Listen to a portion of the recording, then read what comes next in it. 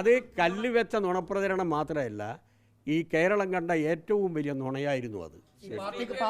പാർട്ടിക്കകത്ത് പല പരാതികൾ ഉയർന്നപ്പോൾ ആ പരാതികൾ കൃത്യമായി പരിഹരിക്കാൻ പാർട്ടിക്ക് സാധിച്ചില്ല. അതൊക്കെ തന്നെ എല്ലാ പരാതികളും ഞങ്ങൾ പരിശോധിച്ചു. പയ്യന്നൂരിലൊക്കെ ഉണ്ടായ തിരിച്ചടി, പയ്യന്നൂരിലുണ്ടായിട്ടുള്ള തിരിച്ചടി ആയാലും പയ്യന്നൂരിൽ മാത്രമല്ലല്ലോ, ഞങ്ങൾക്ക് വോട്ട് കുറഞ്ഞ പല സ്ഥലങ്ങളും ഉണ്ട്. അതിനൊക്കെ സമാന സ്വഭാവം ഉണ്ടാവും ചിലപ്പോൾ.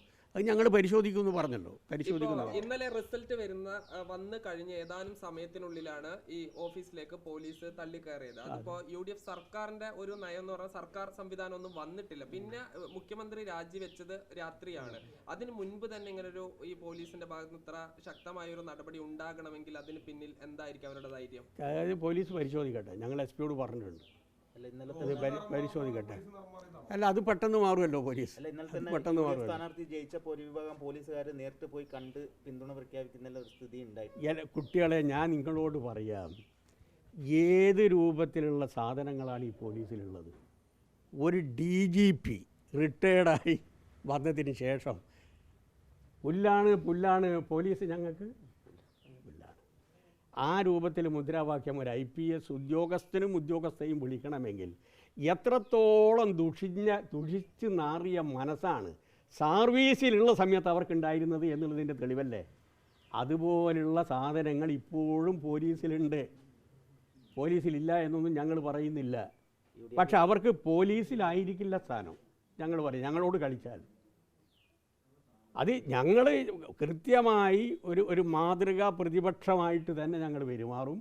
കേരളത്തിൻ്റെ അതിശക്തമായ മുന്നോട്ടുള്ള ഈ പോക്കിൽ UDF LDF ഗവൺമെൻറ് കൊണ്ടുവന്ന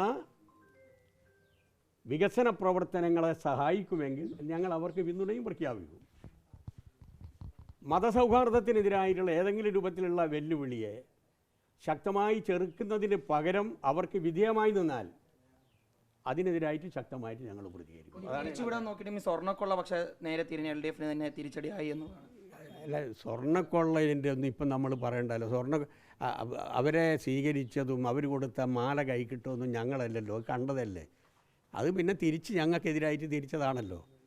അതാണല്ലോ ഉണ്ടായത്. വലിയ മുന്നേറ്റമാണ് UDF ഉണ്ടാക്കാൻ കഴിഞ്ഞത്. അപ്പോൾ അത് ഈ വെള്ളാപ്പള്ളിയെ വെള്ളപൂശിയത് മുഖ്യമന്ത്രി ആദരിച്ചു ഉൾപ്പെടെയുള്ള പല കാര്യങ്ങളിലും വെള്ളാപ്പള്ളി നിരന്തരം മുസ്ലിം വിരുദ്ധത പറഞ്ഞുകൊണ്ടിരുന്നു, മലപ്പുറത്ത് എതിർത്തു. പക്ഷെ അതിനൊന്നും CPM അല്ലെങ്കിൽ LDF എതിർത്തിരുന്നില്ല. അതൊക്കെ ഒരു തിരിച്ചടിയായി മാറി. അതൊക്കെ നിങ്ങൾ തെറ്റായിട്ടുള്ള വ്യാഖ്യാനം കൊടുത്തു. മുസ്ലിം ലീഗിനെതിരായിട്ടാണ് അദ്ദേഹം പറഞ്ഞത്.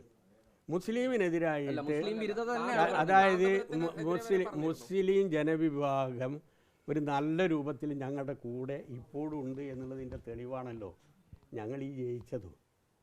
അവരുടെ സഹായം ഇല്ലാതെ ജയിക്കാൻ പറ്റില്ലല്ലോ.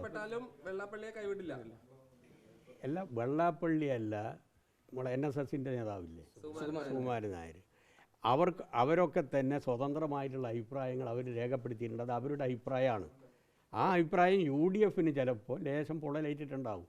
അപ്പോൾ അതിൻ്റെ ഭാഗമായി ചാപ്പ കുത്തലാണ് പിന്നീട്.